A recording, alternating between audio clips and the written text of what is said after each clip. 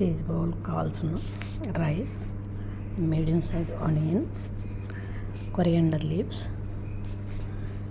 Chilli flakes,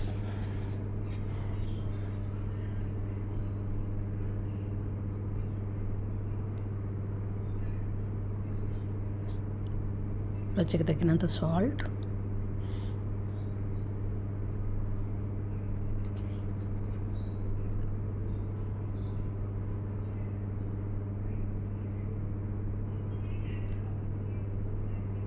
ఒరేగనో,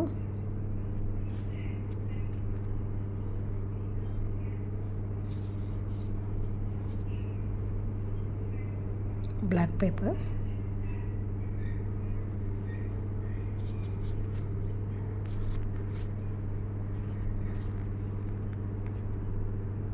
potato, boil కివా potato. ఇప్పుడు ఇవన్నీ రైస్లో అన్నీ బాగా మిక్స్ చేసుకోవాలి.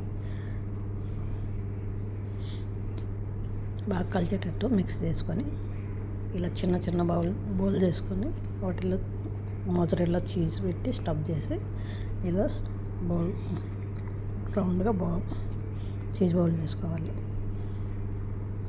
ఇలా చేసి ఇలా ఇవన్నీ చీజ్ బాల్ చేసుకొని పక్కన పెట్టుకొని ఇప్పుడు కార్న్ పౌడర్తో కొంచెం నీళ్ళు వేసి కలుపుకొని దాంట్లో ముంచి ఇలా అన్నీ డిప్ చేసి ఇలా బ్రెడ్ డ్రమ్